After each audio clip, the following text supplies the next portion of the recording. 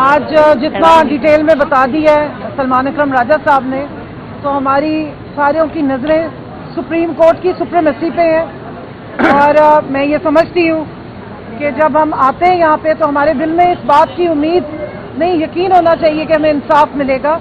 سب کی نظریں اس بینچ پہ ہیں، سب کی نظریں ان جو محترم ججز ہیں ان پہ ہیں. انہوں نے بڑے طریقے سے بتایا آج جو اندر آرگیومنٹ ہوا ہے کہ ایک میجورٹی کا فیصلہ ایک مائنورٹی بینچ ریویو نہیں کر سکتا. اس چیز کو آئی تھنک کہ بڑے اچھے طریقے سے پریزنٹ کیا ہے، اور میری استدعا ہے اس سپریم کورٹ کے جو بینچ ہے آئینی بینچ سے کہ جلدی نہ کیجیے.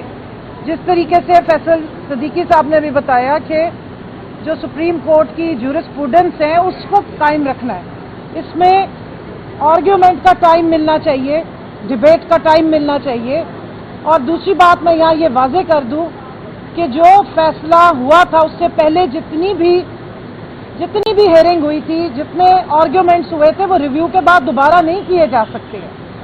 یہ بات بیرسٹر چیف جج عائشہ صاحبہ تھیں، عائشہ ملک صاحبہ نے، جسٹس عائشہ صاحبہ نے اور عقیل عباسی صاحب نے اس چیز کو اسٹیبلش کیا تھا کہ اب یہ نہیں ہو سکتا کہ جو پوری کی پوری بحث 3 مہینے لگے، جس میں سلمان اکرم راجہ صاحب نے بہت اچھے آرگیومنٹس دیے تھے، فیصل صدیقی صاحب نے پروپورشن آف ریپرزینٹیشن کی پوری بات کی تھی، اور جس طرح انہوں نے بتایا تھا کہ ووٹر کا جو حق ہے کس طریقے سے اس کو اسٹیبلش کیا گیا ہے. اور سب سے ضروری بات اس سارے فیصلے میں یہ تھی کہ جن کے پاس ایک بھی سیٹ، جنہوں نے عوام کے ووٹ سے ایک سیٹ بھی نہیں جیتی، اس کو کس فارمولے کے تحت 2 سے 3 سیٹس گرانٹ کر دی گئی.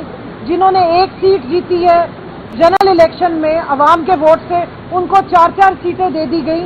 تو یہ بات بہت ضروری ہے یہاں بتانی کہ ریزرو سیٹس تحفے کے طور پہ نہیں دی جا سکتی، اور الیکشن کمیشن آف پاکستان کے پاس یہ اتھارٹی بھی نہیں ہے کہ وہ اس طرح سے یہ سیٹیں اپنی من مانی جو جماعتیں ہیں ان کو دے دے.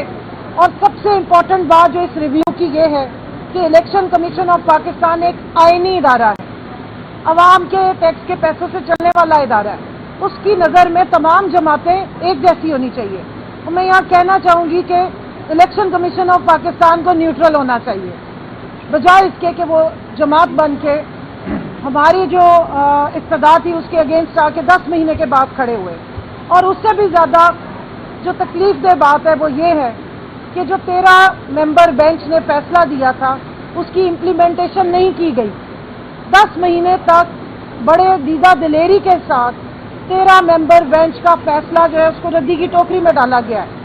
اس کی عزت نہیں کی گئی، اس کی امپلیمنٹیشن نہیں کی گئی، اور بغیر امپلیمنٹیشن کے پھر دوبارہ الیکشن کمیشن آف پاکستان جو ہے وہ آ گیا ہے اس کانسٹیٹیوشنل بینچ کے سامنے. اور دیدہ دلیری سے انہوں نے اس چیز کا اعتراف بھی کیا پہلے دن، جس کو سلمان راجہ صاحب نے اٹھایا بھی، کہ سیلف کنفیشن کر رہے ہیں کہ ہم نے وائلیشن کی ہے. تو میں یہاں یہ بھی استدعا کروں گی کہ ہماری کنٹمپٹ کی جو اپلیکیشن ہم نے فائل کی ہوئی ہے اس کو کہاں بھیج دیا گیا، وہ کن باکسز میں، کن پروسیجرل جو رجسٹرز ہیں ان میں جا کے گم ہو گئی ہے، اس کو لگایا جائے. ایک آئینی ادارہ اتنے دیدہ دلیری سے 13 رکنی بینچ کا 10 مہینے تک فیصلے کو امپلیمنٹ نہیں کر رہے اور دوبارہ آ کے پھر ریویو مانگنا شروع ہو گئے، تو اس کنٹمپٹ کا کیا ہوگا؟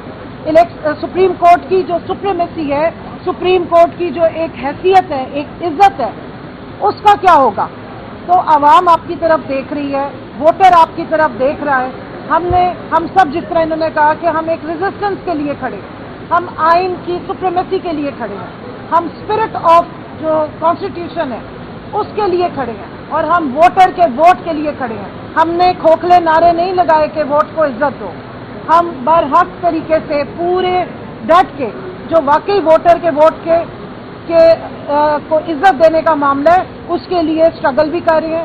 آپ دیکھیں کہ ہمارے لیڈر عمران خان 2 سال ہو گئے ہیں آلموسٹ جو جیل میں ہیں، لیکن جب ان سے ملاقات ہوتی ہے ان کو اس الیکشن کا 8 فروری کو جو الیکشن چوری ہوا، جو عوام کا ووٹ چوری ہوا، جو سہولت کاری ہوئی اس دور میں اس ٹائم پہ، اور پھر اب جو دوسرا ڈاکہ ڈالا جا رہا ہے اس کی فکر ہوتی ہے. وہ ہمیشہ ذکر کرتے ہیں، اور آخری ملاقات میں بھی انہوں نے کہا کہ الیکشن کمیشن آف پاکستان کے سامنے جا کے اپنا حق مانا جائے. ایک پیسفل طریقے سے پروٹیسٹ جو ہے وہ جمہوریت کا حسن ہوتا ہے. लेकिन अनफॉर्चुनेटली जब भी हम प्रोटेस्ट की बात करते हैं साथ ही शेलिंग शुरू हो जाती है, साथ ही हमारे साथ एग्रेशन शुरू हो जाते हैं। तो अब हम मुअद्दबाना गुजारिश कर रहे हैं इस सुप्रीम कोर्ट के कॉन्स्टिट्यूशनल बेंच से जल्दबाजी ना करें, आइन को अपहोल्ड करें, कॉन्स्टिट्यूशनल बेंच के भी जो प्रोसीजर्स हैं और जो माइनॉरिटी ने मेजॉरिटी को सुनना है, ये नया प्रिंसिपल ना डाला जाए।